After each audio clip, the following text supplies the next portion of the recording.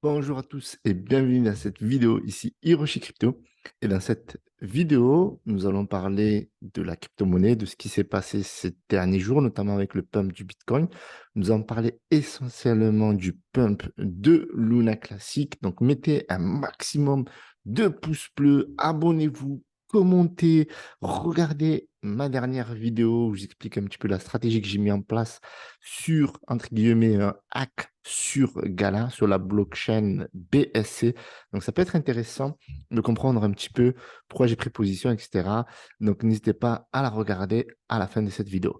Donc, pour poursuivre, donc déjà, likez, abonnez-vous. On va parler de Next Step rapidement. Il y a l'événement le 19 novembre, donc il a lieu dans 13 jours et 12 heures 57 minutes et 17 secondes. Si vous voulez participer, je vous mets mon lien affilié dans la description. Cet événement, donc, il y aura de nombreux invités, comme vous pouvez le voir, notamment avec Idrissa Berkane, Emmanuel de Chypre. Il y aura aussi un invité de grande classe, Oussama Hamar, voilà, expert dans les startups. Il y aura aussi des partenaires, notamment L-Bank, événement sponsorisé par Pepsi. Donc, ça va être très, très, très lourd et ils vont vous expliquer beaucoup de choses. Le terminal de paiement, la blockchain, l'application de paiement, le DEX, la stratégie commerciale, les partenariats qu'ils ont mis en place, notamment avec Pax Technologies, entre autres. Roadmap 2023, grosse cagnotte caritative. Donc voilà, donc vous avez ici les trois cofondateurs, donc Younes, Alexandre, Atman, donc les trois invités stars. Il y aura aussi un DJ, donc il y aura une soirée VIP. Et donc vous avez des tarifs qui varient en fonction de l'option, entre la journée convention 99 euros et VIP Next Step Night à 199 euros. Donc voilà, donc je vous mets le lien dans la description. Si vous avez envie de participer, c'est dans 13 jours. Prenez place rapidement. Voilà, si vous hésitez, etc., et que vous avez envie de participer, pourquoi? Parce que les places, tout simplement, elles sont limitées. OK? Donc, vous avez aussi un lien ici. Je vous mettrai le trade dans la description. Le trade qui revient un petit peu sur le parcours de Next Step, des partenariats avec les exchanges, avec les terminaux de paiement, avec le coin CXS qui est le coin natif de la blockchain NXChain, la communauté, les rencontres, voilà, mon expérience un peu avec eux. Vous avez le replay de la conférence.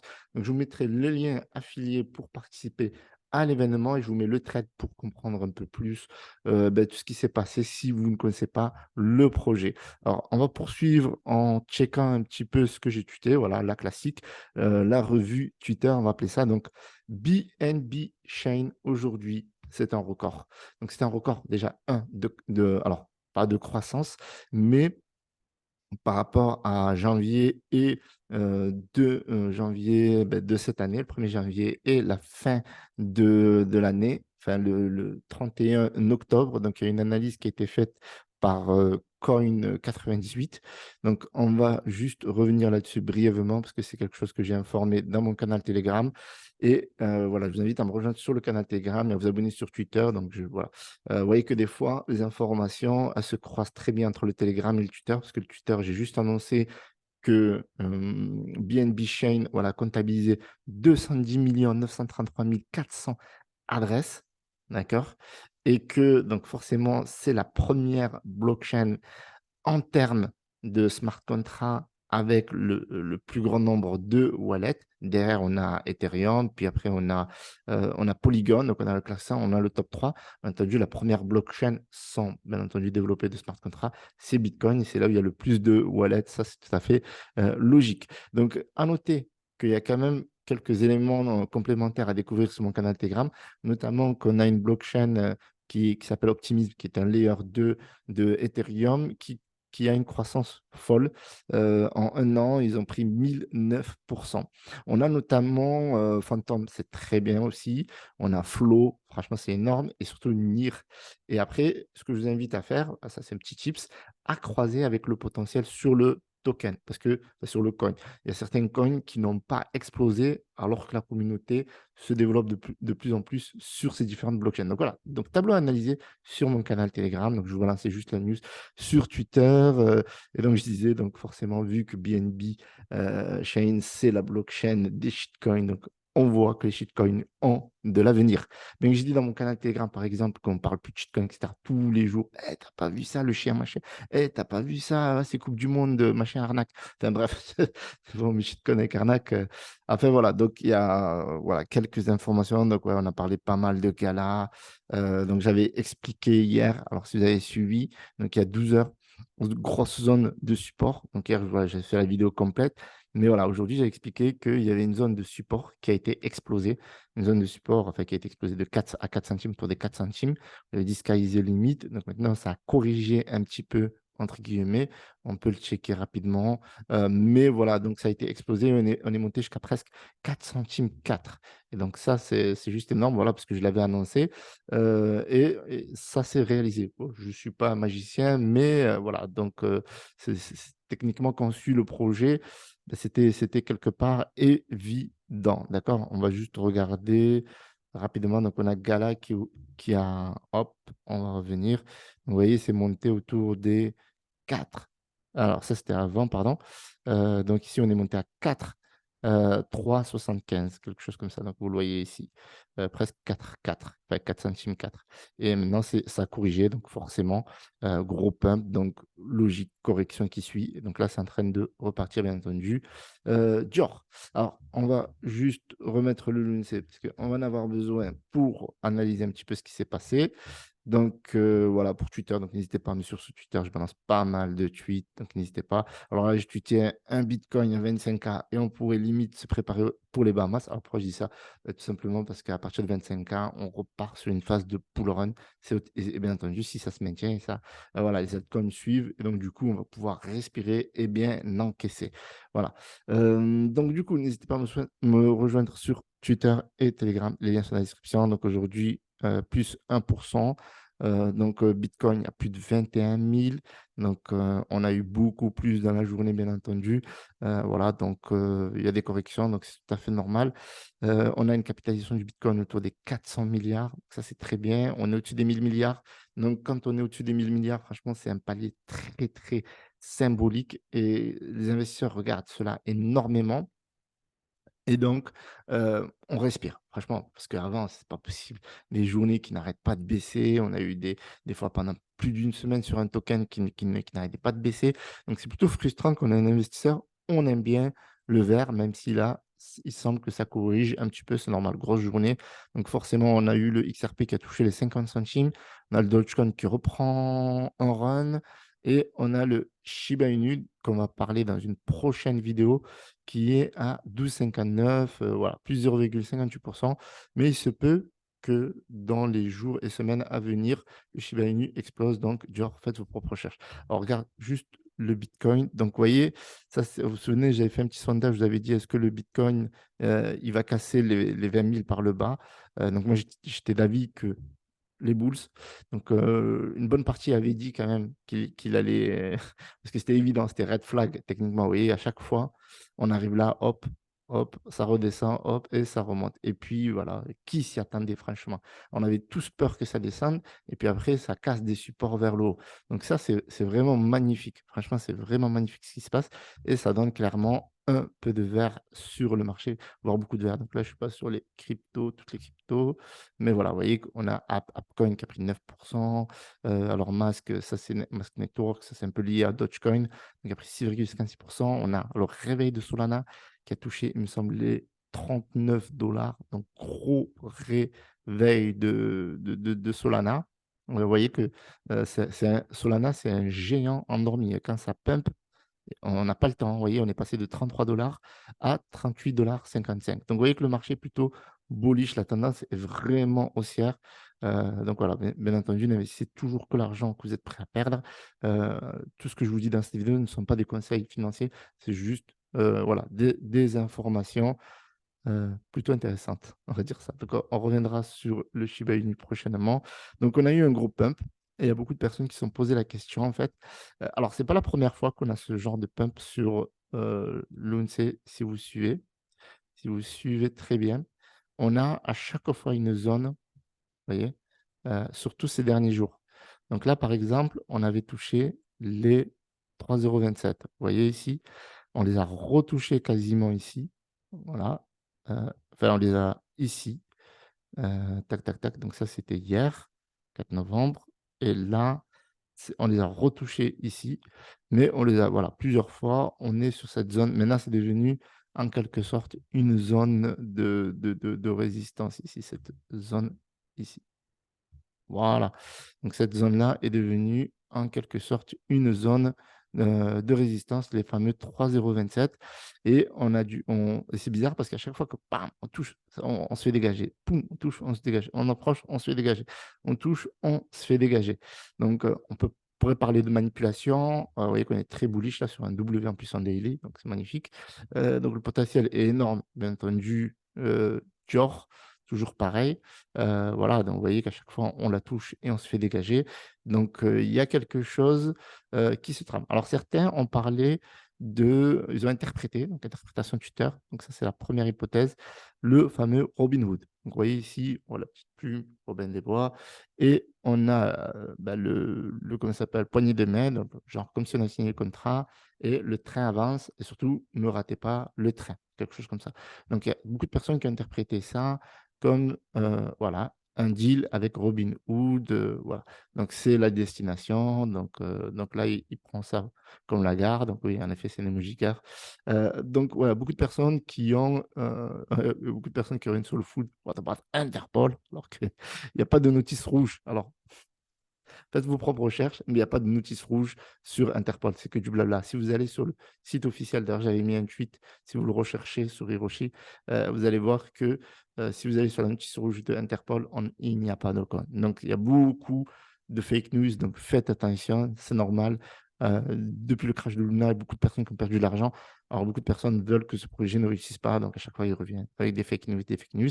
Et on a derrière, on a Dogecoin qui n'arrête pas ils s'amusent. Regardez ici.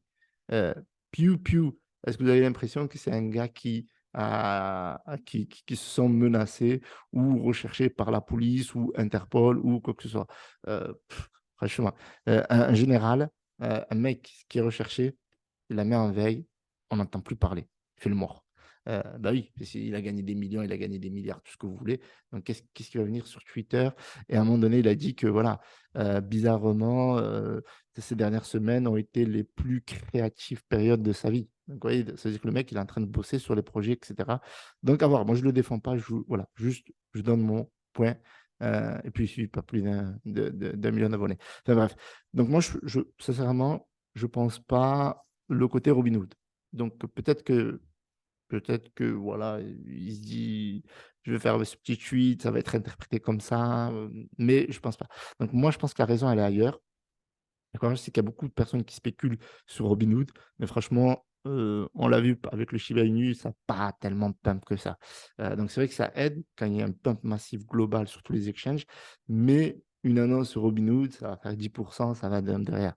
Donc moi, je pense que c'est l'utilité. La raison principale pour laquelle le Luna classique, et c'est très bien expliqué dans cet article que je vais vous mettre dans la description, c'est l'utilité qui est en train de revenir, notamment avec une nouvelle proposition, d'accord? C'est la proposition 10 Vous pouvez retrouver en détail sur Agora. Bien entendu, je vous mets le lien dans la description. Donc, ils veulent réactiver le IBC. En fait, l'objectif, c'est de quoi? De interconnecter les différentes chaînes.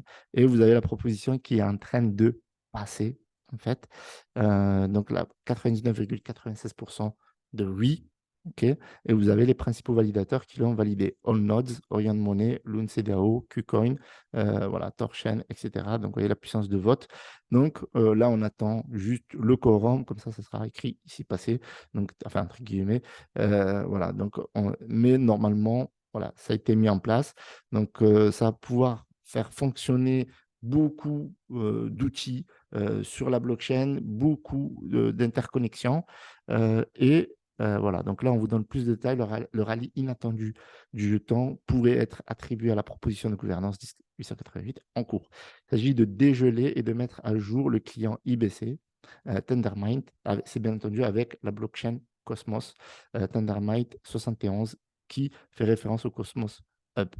Voilà. Donc là, vous avez des informations sur l'IBC. Voilà, si vous avez envie d'en savoir plus, vous allez comprendre ici que c'est très important pour faciliter les communications entre les différentes chaînes et le transfert des valeurs, voilà, et surtout sur Cosmos.